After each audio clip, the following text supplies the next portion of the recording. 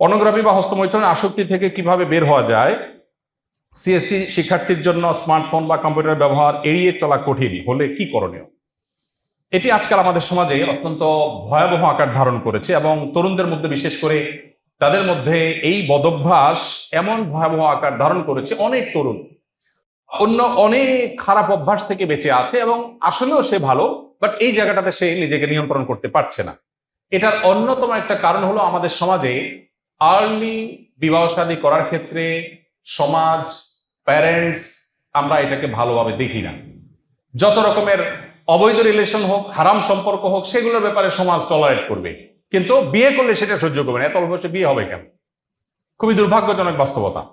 একদিকে আপনি ইন্টারনেটে সবকিছু অবাধে দেখার সুযোগ খোলা রাখবেন, অপরদিকে তরুণদের পরিণত বয়স হওয়ার পর বিয়ে দিতে দেরি করবেন, তাহলে ক্রাইসিস অটোমেটিকলি সৃষ্টি হবে এবং এই ক্রাইসিস থেকে উত্তরণের কোনো পথ নেই যদি আমাদের মানসিকতা আমরা পরিবর্তন না করি। এই জন্য যে তরুণ প্রশ্ন লিখেছেন, আমি তাকে বলবো যে এই বদভ্যাস থেকে বাঁচার জন্য আপনার নিজের উদ্যোগ হবে যে আমি সংকল্প করতে হবে। আপনি যদি সংকল্প করেন যে আমি এটা থেকে বাঁচবো, তাহলে অনেক ওয়ে আছে। উনি চালাক মানুষ, সেজন্য লিখেছেন যে সিএসসি শিক্ষার্থী হিসাবে আমার তো স্মার্টফোন ছাড়া উপায় নেই। তার মানে সে জানে যে হুজুর কি বলবে।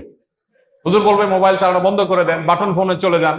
আমার হয়তো আগে কোনো বক্তব্য শুনেছেন আপনি, সেজন্য আপনি অপশনটা খুব ভালো, স্মার্ট মানুষ মাশাআল্লাহ। দেখুন, আপনি সিএসসি স্টুডেন্ট, আপনার কাজই কম্পিউটার নিয়ে, আপনার কাজই ডিভাইস নিয়ে, সো আপনি এটা বাদ দিবেন কিভাবে? ওকে, কিন্তু নিজেকে নিয়ন্ত্রণ করার বহু উপায় আছে।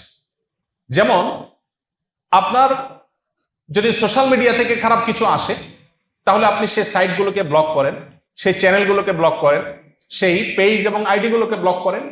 আমি আমার জন্য, আমার নিজের বাঁচার জন্য আমি যে উদ্যোগ নিয়েছি, এডিকশন থেকে বাঁচার জন্য, সময় নষ্ট থেকে বাঁচার জন্য আমি যে উদ্যোগ নিয়েছি, সেটা আমি কিন্তু শেয়ার করেছি বক্তব্যে। আমার ফোনে কোনো সোশ্যাল মিডিয়ার অ্যাপ নাই, অর্থাৎ ফেসবুক, ইউটিউব নেই। এটা আমি পার্মানেন্টলি ডিলিট করে রাখছি এবং এটা আমার এখানে আনইনস্টল করা আছে, নাই। এবং এটা বহু দিন থেকে আমি প্র্যাকটিস করছি, বেশ ভালো শান্তি পাচ্ছি।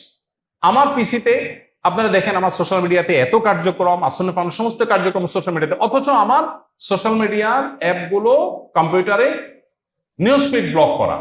সো মন মতো কিছু আসার সুযোগই নেই। আপনার এখানে খারাপ কিছু আছে, সেগুলো সব ডিলিট করেন, ডিলিট করে আবার রিসাইকেল বিনে গিয়ে সেখানে আবার ডিলিট করেন, একদম নাই করে ফেলেন। কোনো বন্ধু যদি আপনাকে খারাপ পথে পরিচালিত করে, তাকে ব্লক লিস্টে ফেলেন, তার থেকে দূরে সরে যান। আপনার অনেকগুলো হার্ড ডিসিশন নিতে হবে, এরপর আপনি বাঁচতে পারবেন।